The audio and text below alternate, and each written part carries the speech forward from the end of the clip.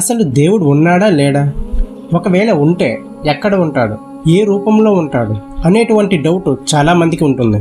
అయితే ఇప్పటికీ కూడా కొంతమంది నాస్తికులు దేవుడు లేడని చెప్తూ ఉంటారు. దానికి మేజర్ కారణం దేవుడు కనిపించకపోవడమే.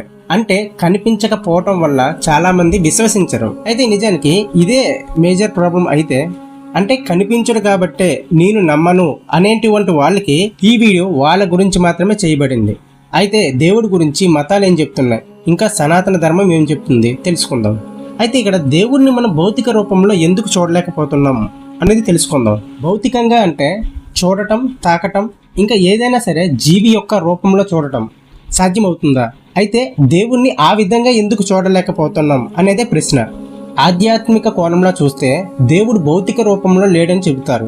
ఎందుకంటే ఆయన శక్తి చైతన్యం పరమశక్తి రూపంలో ఉంటాడు.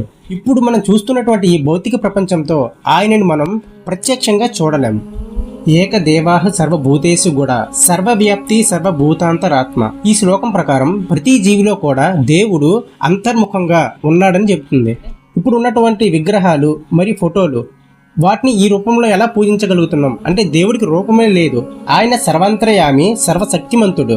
మరి అలాగైతే ఇప్పుడు ఉన్నటువంటి విగ్రహాల రూపంలో మరి ఈ విధంగా ఎందుకు పూజించాలి అంటే ఊహాకల్పన ద్వారా పూజించటం అనేది అది అందరికీ అసాధ్యం. అంటే ఒకప్పుడు మహర్షులు, మునులు, ఋషులు వీళ్ళందరూ కూడా వాళ్ళు అంతర్ముఖంగా ఒక ధ్యానం ద్వారా దేవుణ్ణి చేరుకునేవారు.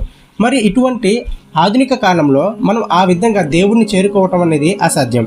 అంటే ఇప్పుడు మీకు అర్థమయ్యేలా చెప్పాలంటే లక్ష్మీదేవిని సిరి సంపదలుగాను, సరస్వతీదేవిని జ్ఞానానికి గాను, వినాయకుడు విజ్ఞానాన్ని తొలగించి కార్యసిద్ధిగాను, వెంకటేశ్వర స్వామి కోరికలను తీర్చి ఆదుకునేవాడుగాను, రాముడు ఒక మనిషి ఎలా జీవించాలో తెలుసుకోవటానికి గాను, కృష్ణుడు అధర్మాన్ని నాశనం చేసి ధర్మాన్ని కాపాడేవాడుగాను, ఆంజనేయ స్వామి ధైర్యానికి ప్రతీకగాను, విష్ణువు ప్రపంచాన్ని శాసించేవాడుగాను, శివుడు లయకారకుడుగాను, ఇంకా దుర్గమ్మ ఆమెయే శక్తి స్వరూపినిగాను, ఈ సమస్త సృష్టినే నడిపించేటువంటి అమ్మవారిగాను, ఇంతమంది దేవుళ్ళుగా ఉన్నటువంటి శక్తి ఏదైతే ఉందో ఆ శక్తియే దేవుడుగాను.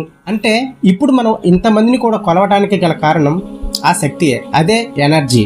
క్రైస్తవంలో కూడా యోహాను 4:24 దేవుడు ఆత్మయే, ఆయనను భౌతికంగా చూడలేము అని చెబుతూ ఉంది. అలాగే ఇస్లాం ప్రకారం అల్లాకి రూపమే లేదు, కానీ ఆ అల్లాయే ఈ సృష్టిని కూడా నడిపిస్తున్నాడని చెబుతూ ఉంటారు. భౌతికంగా కనిపించకపోయినా ఆయన ఒక శక్తి రూపంలో ఉన్నాడని తెలుసుకున్నాం. అయితే ఇప్పుడు మనం దేవుణ్ణి ఎలా గుర్తించాలో తెలుసుకుందాం. అంటే ఇప్పుడు మీకు ఇంకా క్షుప్తంగా అర్థమయ్యేలా చెప్పాలంటే సూర్యుడి నుంచి వచ్చినటువంటి కాంతి ఏదైతే ఉందో ఆ కాంతి మనపై ప్రభావం చూపుతుంది, కానీ మనకు కనిపించదు. మనం పీలుస్తున్నటువంటి గాలి ఎలాగైతే జీవానికి ఆధారం అవుతుందో అలాగే మనం పీలుస్తున్నటువంటి గాలి కూడా మనకి కనిపించదు, కానీ మన జీవనాధారం. ఈ సృష్టి అంతా కూడా ఒక ఎనర్జీతో నడుస్తుంది, అదే దేవుడిని మనం తెలుసుకోవాలి. ఎత్తే సృష్టి రేత్ర ఎత్తే సర్వం భవతి. అంటే దేవుడు ఈ సృష్టిలోనే ప్రతి స్థితిలో కూడా ఉన్నాడు. ఆత్మవసు భవతి అంటే ప్రతి ఆత్మలో కూడా తాను ఉన్నాడు. ఆయన ఒక భౌతిక రూపంలో కనిపిస్తే పరిమితమైన వాడు అవుతాడు. పరమాత్మ ఎలా అవుతాడు? గాలి మనల్ని తాకగానే ఎలా అనుభూతి చెందుతామో భౌతికంగా చూడాలనుకోవటం మూర్ఖత్వం అవుతుంది. అయితే ఈ వీడియో ద్వారా మీరు ఏమి నేర్చుకున్నారో కింద కామెంట్ చేయండి. ఈ వీడియో నచ్చితే లైక్ చేయండి, షేర్ చేయండి, ఇంకా సబ్స్క్రైబ్ మాత్రం కంపల్సరీ చేసుకోండి. ఇంకా మంచి మంచి వీడియోస్తో మళ్ళీ మీ ముందుకు వస్తాను. జై హింద్, జై భారత్, వందే మాతరం.